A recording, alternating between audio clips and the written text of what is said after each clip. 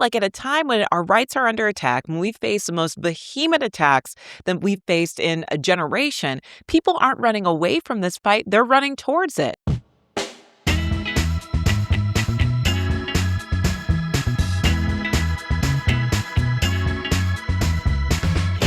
There are moments in American history when a generation is called upon to decide whether the promises written on paper will actually apply to all people. This is one of those moments. For decades, LGBTQ plus Americans have fought for the simple right to live openly, love freely, and be treated with dignity and respect. Progress has never come easily. Every gain has required courage. Every victory has required people willing to stand up and say, this country belongs to us too. Our guest today is leading that fight. Kelley Robinson is the president of the Human Rights Campaign, the nation's largest LGBTQ plus civil rights organization. She's the first Black queer woman to lead HRC, and she has become one of the most important voices in America on civil rights, democracy, and equality. At a time when many Americans are feeling anxious, divided, and uncertain about the future, Kelley has challenged us to remember that pride is not just a celebration. It is an act of hope. It is an act of patriotism. Today, we're going to talk about her journey, the state of LGBTQ plus rights in America, the fight for democracy, and what gives her hope in this moment. Please welcome to At Our Table, my good friend, Kelley Robinson. Oh, it's so good to be here with you. Oh, it's so great to see you. It's been too long. Way too long. Way too long. And thank you again for being here at our table, in our studios. And I want to start off our discussion today about talking about you, right? And so sometimes, it's uncomfortable for folks. They don't want to talk about themselves. They want to talk about their work. But I want to talk about you.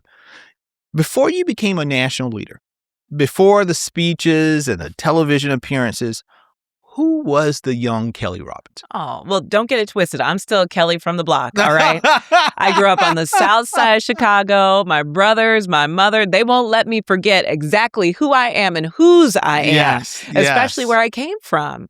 But for me, family has always been at the center. I grew up on the south side of Chicago. My mom, she worked in like data and IT stuff, and my dad worked overnights in a grocery store so he could take care of me throughout the day. And for us, I never knew what community organizing was. But I saw what it looked like when you invested in community. Yes. I saw what it looked like when they built a village that took care of me and my siblings. I saw that. So when I left Chicago, I went down to the University of Missouri for school.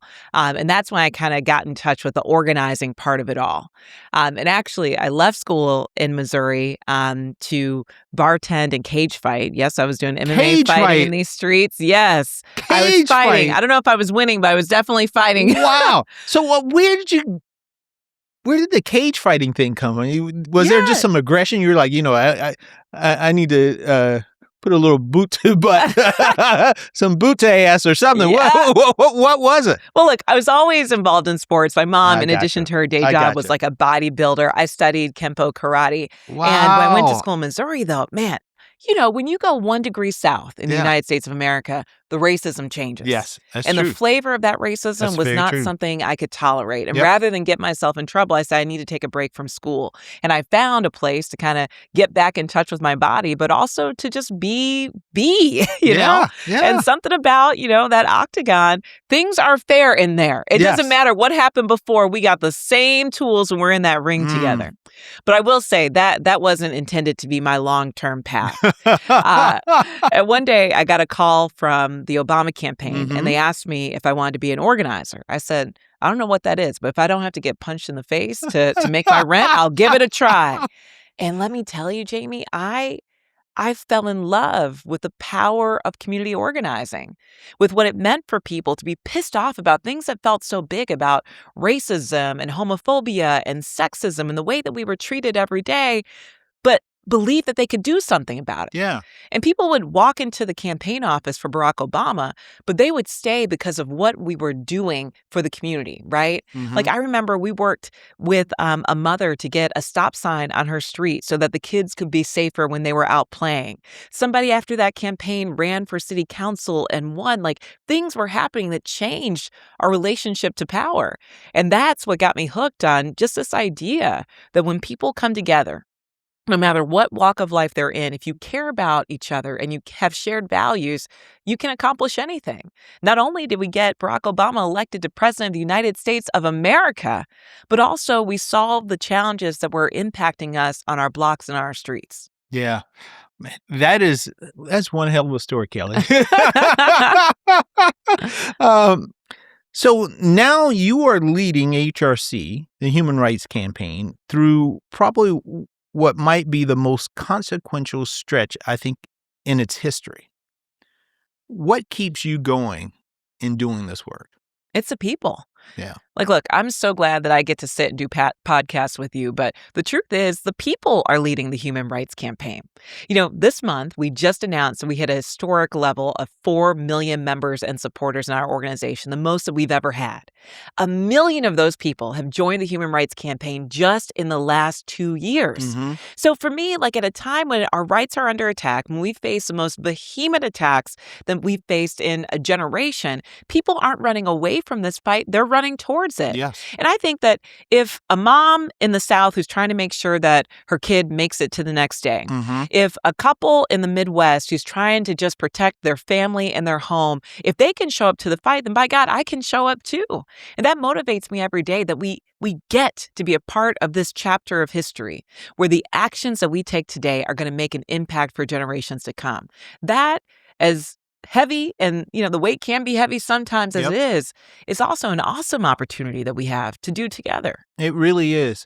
And right now, the need to inspire young people is so, so important. What would you say to your younger self? If you could sit across the table from your teenage self today, what would you tell her? First, girl, hang up that perm. You don't need to be putting these chemicals in your hair. No offense to the perm lovers out there, but that's my number one. But my number two is, like, look, life is long and has a lot of twists and winds to it. Trust yourself and trust that any challenge that comes in front of you, if you're with the right people, you can overcome it. Yeah. Now, you've argued that LGBTQ plus rights and democracy are deeply connected. Can you help people understand what that connection is and what happens to a democracy when some people get to decide whose rights matter and whose don't? Yeah. You mentioned it earlier, but this is such an important moment in the story of our nation, where from the Supreme Court to leaders in public office to folks in our schools are trying to tell us who is actually a part of America and who is not. Yes. Who gets to declare the identity of American and who cannot. And when I think about all that our community has been through as a Black person, as a queer person, I'm clear this nation has already been bought and paid for by my ancestors. They built it brick by brick. And I say that because I think that wrestling is happening every day, because the reality is, like, you've got a country that tells queer people all the time, or too often, through the laws and policies that it puts forward, that we do not belong. And what we try to do is to create a space where, one, people can authentically see themselves, and two, to reclaim the ways that we've already been a part of this country. Like, I wouldn't want to be a part of the United States of America that didn't have queer people as a part of it. You wouldn't have the civil rights movement without Byrd Rustin. You wouldn't have the effervescence of the Harlem Renaissance without James Baldwin. Shoot, if you didn't have Tracy Chapman, I wouldn't want to listen to music, okay? We have always been a part of this. So I hope that, especially as we're approaching America's birthday, that we can reclaim what's ours and not stop from pressing and pushing this nation to live up to her promise to all of us. Yep. I think pride and patriotism do really sit hand in hand. And I want to dig into that, because when you say America needs to live up to its founding principles of freedom and opportunity, pride and patriotism are things that we need to fully embrace. What does that look like in practice for an LGBTQ plus kid that's growing up right now in a red state like Florida? Yeah. Can I tell you a short story? Yeah. And storytelling is important. Okay. Yes. Well, I think a lot of it comes back to that, being able to tell our stories as our own. Yeah. Yeah, I told you I grew up on the south side of Chicago. And growing up, this idea of what it means to be a part of this nation was always kind of at the forefront for us, particularly because my grandfather served in World War II. He was in the United States Air Corps. And I just remember seeing these pictures of him in his uniform that were always like in the most prominent place in our house growing up, right? Because we were celebrating not necessarily the reality of the United States that we were in, but the promise of what that uniform meant and what he fought for, what he served for, and what he was willing to risk his life for. But at the same time, like my grandfather was a Black man growing up in Jim Crow America. He was actually fighting for freedoms he knew he would never experience at home. Shoot, he was fighting to defend people who would not let him drink out of the same water fountain, and yet he did. And something about that, not being so stuck in the reality of America that we lose sight of its promise, is so important. And because of him and everything that he did, 2 generations later, I get to stand here as the president of the Human Rights Campaign talking about how we are going to claim a country that's for all of us. That is incredible. And that's just in 1 generation. If I think about our community, in the last generation, we've gained marriage rights in the United States.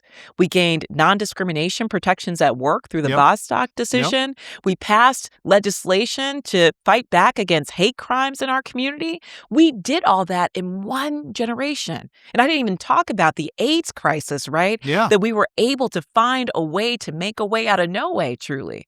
So I just think that if all that can happen in 1 generation, we cannot lose sight of the promise of America.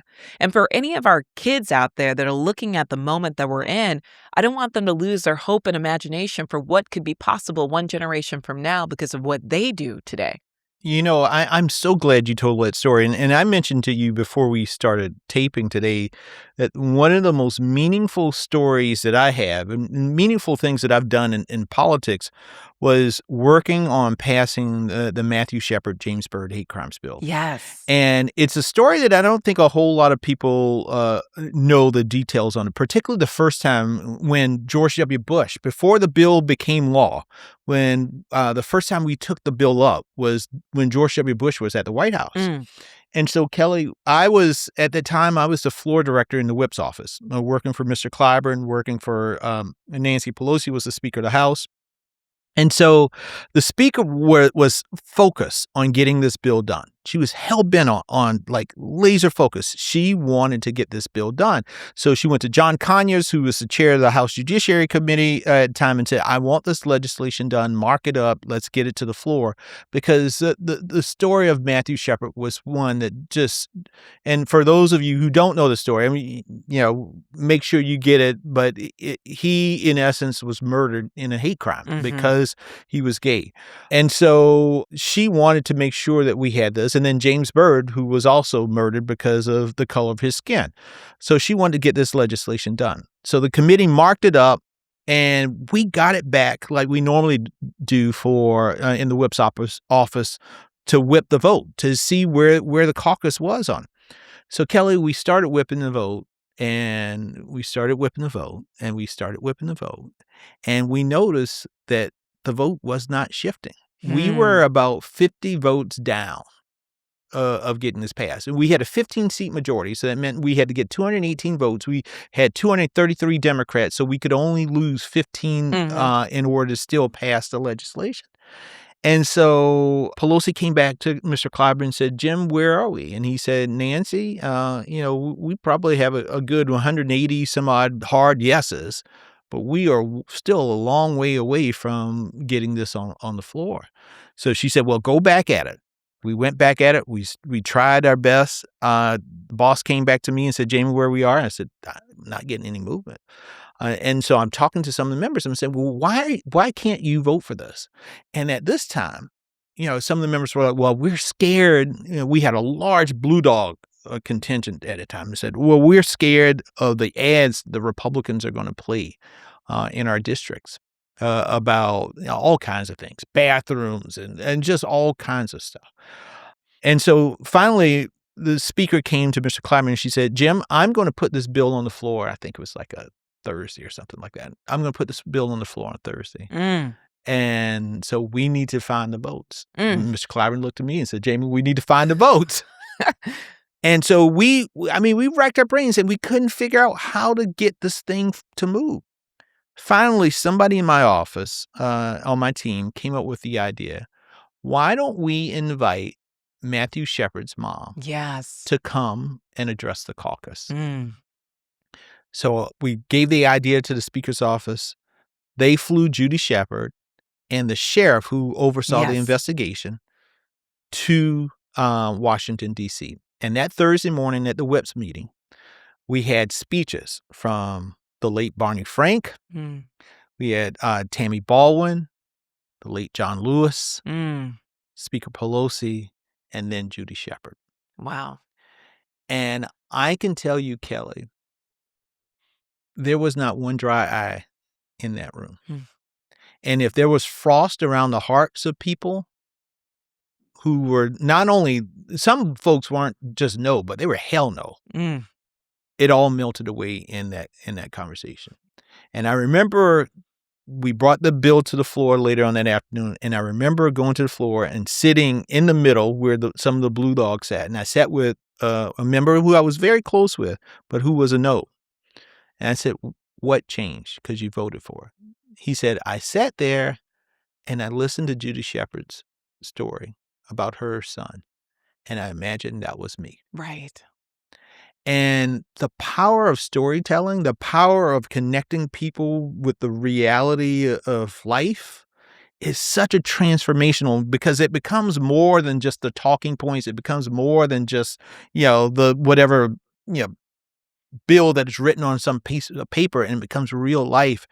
And I think we, particularly on our side of the aisle, need to do a better job of communicating and connecting with people with those stories, because that's how you humanize this stuff. That is how you make it real for a lot of people. Absolutely. Yeah. Thank you for sharing that. And thank you for doing the work. Yeah. Judy Shepard, she sits on our board now. She is a remarkable person. She is a treasure. She really is. And the commitment that her and her family have had and have made to make sure that their son's life was not lost in vain is tremendous. Not only on the impact that it has made for their family, but for all of us that now benefit. Right.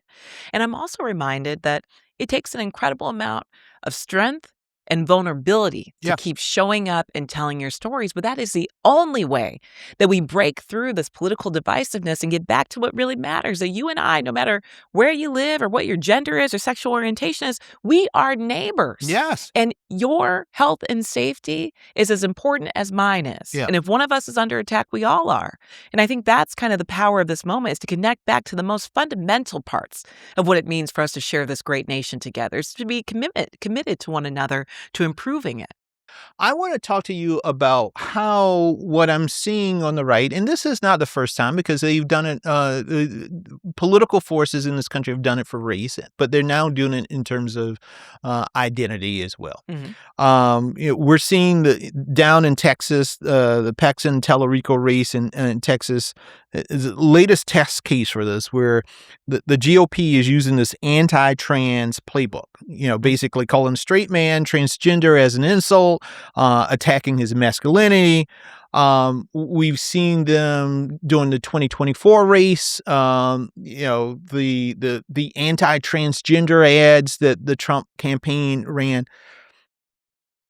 Tell us, what's your thought on this and how we fight back against, basically folks using the identity of individuals, people, their neighbors, their children, their grandchildren, their relatives, in such a divisive, negative way in order to try to score political points, but at the same time, they're putting a bullseye on folks in these communities. Yeah, I mean, it breaks my heart with all the things that are plaguing Americans every single day, Yeah. whether it's the prices of gas, this unnecessary war that we find ourselves in, or skyrocketing healthcare premiums. Instead of dealing with that, they're fear-mongering. Yeah. And, they say that history doesn't repeat, but it sure does rhyme. Yes. The same things they're saying about trans people, they've said about Black people, about immigrants, about women, all of us before. So you have to ask yourself, why?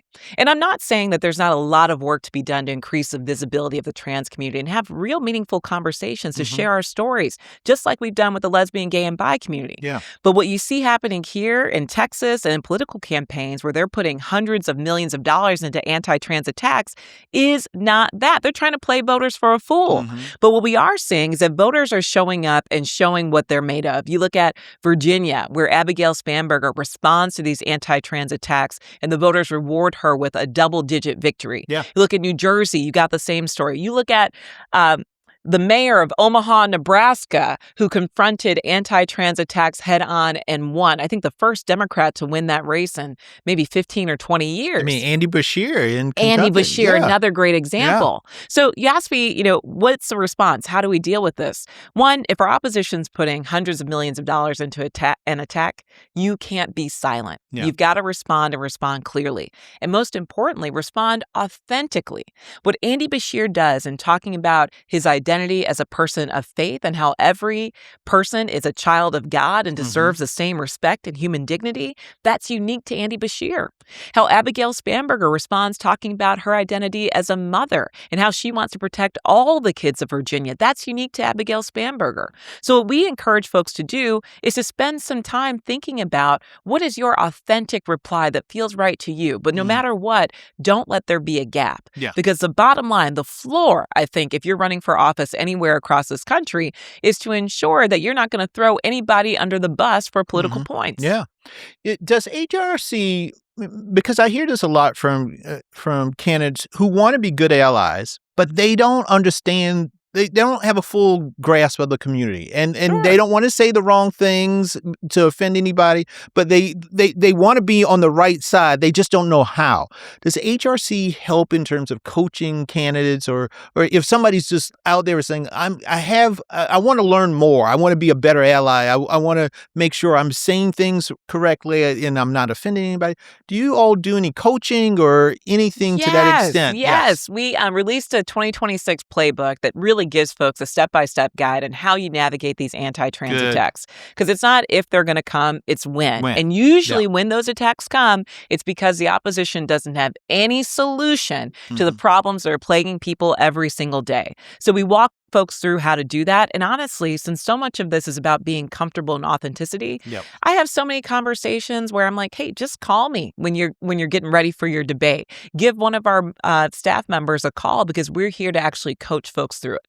Because look, I know not everybody's spending their weekends at Cat's Jellicle Ball or at Beyonce's Renaissance tour, though you should. But people just need space to feel comfortable and authentic. And we're here to help to provide that with them. Yeah. Now, you've said that, folks in the community also care about affordability and economic security, just like everybody else, right? How do you hold both things at once, making the economic argument and not letting the community's civil rights get erased in that process? Oh, they're one and the same, right? Like, look, if Bostock, the Supreme Court decision that guaranteed non-discrimination protections for LGBTQ plus people at work, if that's overturned, that is both a civil rights issue and a deeply economic one. We did a survey of our community earlier this year, trying to figure out what's the LGBTQ plus experience like 1 year into this Donald Trump term, into this administration. And what we found is our community is worse off in nearly every way, particularly economically. We're 2 times more likely to report feeling less financially stable. Black LGBTQ plus people, 2/3 of us say that we're worried about making it to the next paycheck. Wow. Not only that, more than half of our community has experienced some type of stigma or bias in the workplace just in the last year. So we got to be clear that all of this rhetoric that's happening in the political spaces, it's impacting people's lives every single day. And we all just deserve better. We do.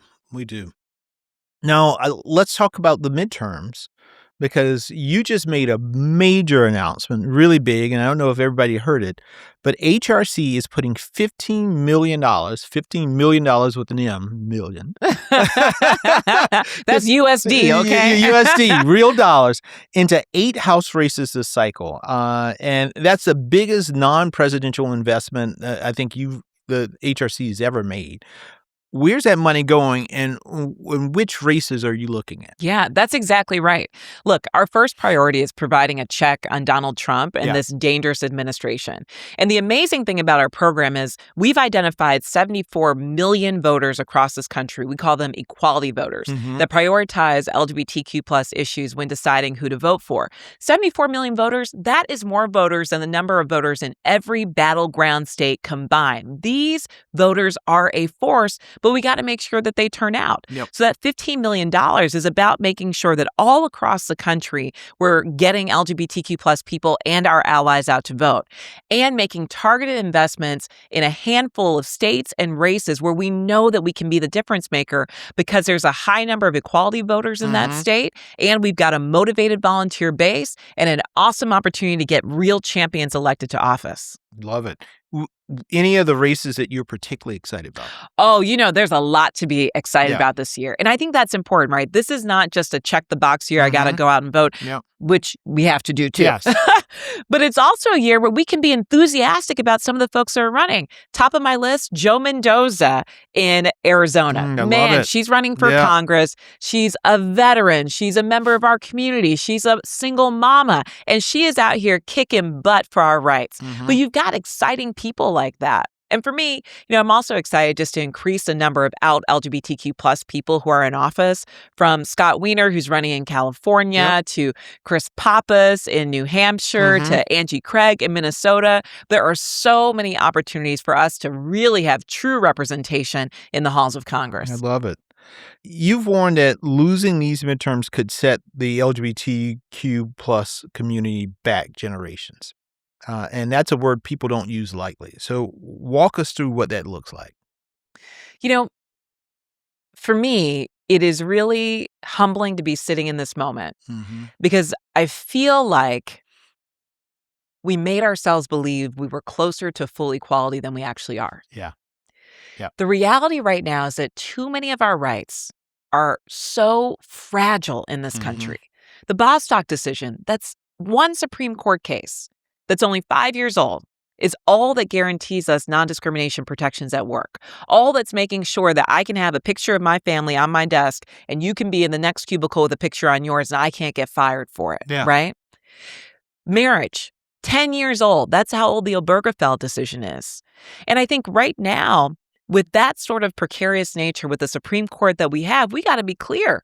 All of our rights are on the line. And Clarence Thomas has already said... He said the quiet part out loud. Yes, he did. He said it. He did. And this court has gutted voting rights, right? They've been doing they overturned Roe v. Wade. They created a pathway for dangerous conversion therapy to reemerge all across this country. They're willing to do the bidding of these extremists. We got to make sure that the people are the check on them and also on this dangerous administration. I have said, and I got so much hate from some of the right-wing Republicans. Oh, he's saying, but that this court is almost just as bad as the Taney court. And part of it is, it's because we already had these established rights, and now what they're doing is rolling them back. Right.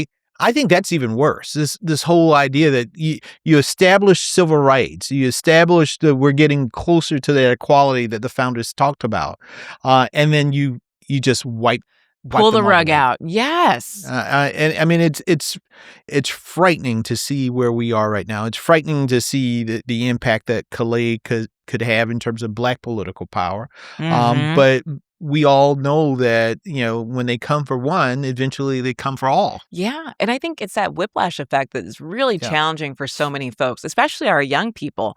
A lot of the rights that we're fighting for now, they thought were already settled and honestly should have been. So showing up in this election, yes, it's about holding the ground that we've maintained, but it's also about leaping forward. And I think that right now, especially with the attacks that we're seeing on the trans community and on immigrants, it is providing a new opportunity for us to show the stark difference between the cruelty that some people want to impose on members of our community and the empathy and compassion that we could have that could make us closer to being a more perfect union. That is spot on. Spot on. I know we don't want to get ahead of ourselves because we got a midterms to get to, but 2028 is peeking around the corner as well. And we got a lot of folks who are starting to peek around the corner. She's knocking on the door. She's trying to get in the windows. Girl. And there are a lot of people kicking those tires, right? That's right. What do you want to see from 2028 presidential candidates when it comes to the LGBTQ plus equality? What do you want to see and what do you want to hear from some of these candidates? I want to see somebody that's willing to stand for full equality for every lesbian, gay, bi, trans, and queer person, no matter what. Somebody that's willing to stand up and say we need the Equality Act to be the law of the land. And most importantly, someone that is not willing to throw any members of our community under the bus. Amen. Because what's happening to the trans community right now, how folks are trying to isolate and target a community that most Americans just don't know enough about yet, that could be any one of us. That's exactly So right. if we allow it to happen to trans people, it could happen to us next, right? Yes. So we need to make sure that someone stands for civil liberties and protections for every American. And look, that to me doesn't seem like a huge hurdle to jump over. I think this is why you are so good in this role right now, because you see this from so many different angles. And one of the things I did want to talk to you about is, in this unique position that you have as a Black woman leading one of the nation's most influential civil rights organizations, how do you see the relationship between the Black freedom struggle and the LGBTQ plus equality movement? How do you, because you're bringing those two things together. Come see me on Juneteenth. That is my day. All right. But I think it's so important. Yeah. The movements are one and the same, always talking about civil liberties, civil rights, and protections for all. And what I'm really inspired by, especially the movement for Black civil rights and Black liberation, is it's always been about making this country better for everyone. Yep. And if I think about some of the leaders that came out of that movement, they were also the ones setting the foundation for the LGBTQ plus movement, right? Again, coming back to Byrd, a Black gay man who was at the center of the first March on Washington. Thinking about Marsha P. Johnson, who was one of the people who was there on the streets of Stonewall at that moment of liberation for our people. We have always been a part of this story. And I'm excited because I do love that Juneteenth falls within Pride Month, right? Yes. Or that Pride Month falls over Juneteenth, whatever you want to say, because we get an intentional moment to lift that up and celebrate it. And to make sure that we are having the intentional conversations, especially in Black communities, about how our liberation is intertwined. I so love that. So love that. Well, listen, as we start to wind down our conversation today, before I let you go, it's time for a very famous at our table tradition. I don't know if your staff has prepared you for this. Oh, I've watched. Yes. So it's called, as you know, the Sit Your Ass Down Award. So, and this award traditionally goes to an individual, an organization, institution, or a public figure who has earned a timeout. Somebody who just, who needs a reality check. Yeah. And so, Kelley Robinson, who is receiving your Sit Your Ass Down Award this week? I am going to present this award to Nicki Minaj. Nicki Minaj. Nicki Minaj.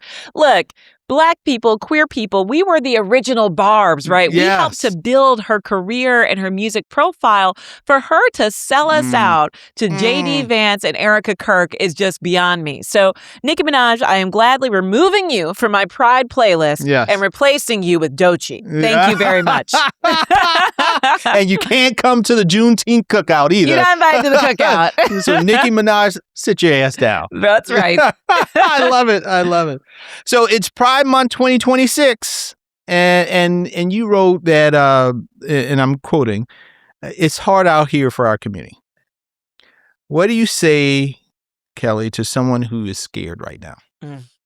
The most beautiful thing about Pride, it's our chance to be visible, to have our lives on full display. So even if you're someone that doesn't feel like you can be out as you fully are, know that there are millions, literally millions of people across the country this month and really every single day that are showing up for you. And when you're ready, that community is here. Yeah. The most powerful thing I think anyone can do is find space to be exactly who they are. And I hope that the Human Rights Campaign can help with that. I hope Pride can help with that. And I know that there's a huge, robust, colorful, and beautiful community waiting for you when you're ready. How many Pride parades are you doing? 10,000. Yes. I keep saying, I'm like, Santa Claus at Christmas. I'm in these streets for Pride.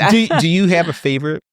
Of course not. I love every Pride. They're all so different. Like New York City is huge and hot and spicy. Grand Rapids, Michigan is like a mid-sized city that's growing every year. Columbus Pride. Columbus, Ohio actually has one of the highest per capita rates of LGBTQ plus people anywhere in the country. No matter what Pride you go to, there is so much to celebrate. Usually my wife's from Salt Lake City, Utah. Oh. And so we go out to Utah usually every summer. Since COVID, we've gone to Utah for a few weeks every summer, and we're always there during Pride. Let me tell you, folks are blown away, but Salt Lake City has a big Pride parade and community and events and all kinds of things. Huge. I mean, it's huge. And do you know that more than half of Salt Lake City City Council are out gay members? I did not know that. Yes. See, no matter where you go, you can find representation, something to be proud of. I did not know that. And one of the things, though, that made me sad, a few years ago, when I started this program at the DNC, I was the associate chair at the time called Democrats Care. And it's an effort for Democrats to go out into the community and do community service. And one of our first Dems Care events was in Salt Lake City, Utah, at a teen homeless center. And I did not realize that most of the teens that are homeless in Utah, it happens because they come out to their family. Yeah. And it just broke my heart. And I think that's why we folks and allies in the community, we just have to do so much that we can to lift up these young people as they figure out who they are and embrace who they are and express who they are, because they know who they are to themselves, but express who they are to the outside world. And I think that's really, really important because many of them go through so much. Absolutely. And it just breaks your heart. And it's just a reminder that at the end of the day, whether you're talking about the politics of this fight or the service provision, making sure people have what they need, it's just about loving each other enough to believe that we all deserve freedom and happiness and joy. Amen to that. If you're thinking about what you can do to engage in this fight, just ask yourself, what can I do to show that I love my neighbor enough not to give up on them or to give up on my state or my community or my country? And then do that. And then do a little bit more. And if each of us continues to do that, we're going to get back on the path towards equality. I know that, and I believe that deeply in my soul. I do too. Where do people go if they want to get involved with HRC or to find out more or to just take advantage of some of the resources that you have? Yeah, come visit us at hrc.org. Find us on the social medias at either HRC or Human Rights Campaign. We're on the Instagram, the Twitter, the Threads. Just come find us. Yes. And if you're in D.C., we have a whole physical building. Come visit us there. But we've got so many tools so that no matter where you are in this country, you can get what you need to engage and be a part of this movement. Because I don't want people to miss out on being a part of this wave of change. Yes. Well, Kelley Robinson, it is so great to have you at our table. Thank you for the good fight, the good trouble that you get into all the time. And just know that, I will continue to be an ally. And if there's ever anything that I can do for you or the entire community, that we're at our table is here for you. Thank you. Thank you, my friend. Onward. Onward. If you enjoyed today's show, please be sure to like, subscribe, and share. Follow us on YouTube, Apple Podcasts, Spotify, Blue Pixel, or anywhere you find your podcasts. For bonus content and analysis, join our community on Substack at jamieharrison.substack.com. At Our Table with Jaime Harrison is a production of Vision Blue Media. Our founding executive producers are Jason Hyder and Jaime Harrison. Our producer is Kyle Kelley. Our content consultants are Ernie Grigg and Clay Middleton. Our digital communications are led by Lauren Brown. Our social media strategist is Nia Asanta. Inez Smolansky provides production legal. Title sequence by Tom Hunt. Our theme song, Blonde Gone, is written by Dewey and published by Alibi Music Library. This episode was recorded at the DNC studio in Washington, D.C., and engineered by Johnny Wood, Scott Brown, and Eric Moots. Very special thanks to Kelley Robinson and the Human Rights Campaign team. I'm Jaime Harrison, and I look forward to another conversation at our table.